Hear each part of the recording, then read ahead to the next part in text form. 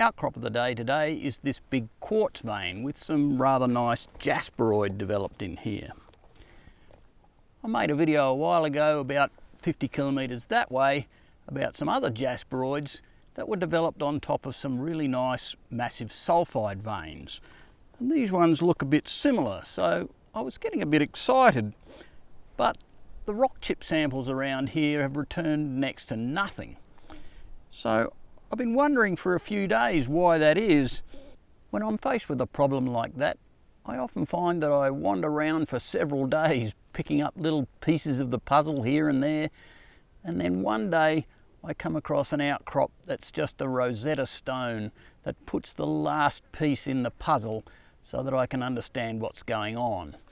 And this outcrop here, and particularly a face just over there, is one of those Rosetta Stones. And this face here actually looks a bit like a jigsaw puzzle, with big interlocking shapes of jasperoid separated by thin layers of quartz. And in just a few of them, you can see that slightly off square shape that tells me it was probably a carbonate crystal. Down here, you can see the perfect rhomb shape of a carbonate crystal, and it's even got some relic cleavage planes preserved inside. And then overgrowing on that is a larger part of the carbonate crystal, now replaced by jasperoid, and then that's overgrown by radiating cockade textured white quartz that's filled in this remaining space.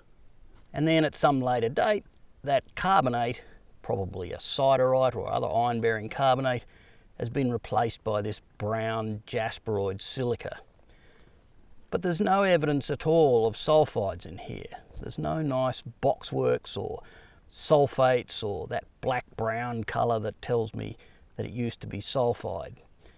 Now the soil samples around here have roughly 400 ppm copper in them, so I know there's a source of copper somewhere, but this jasperoid isn't it.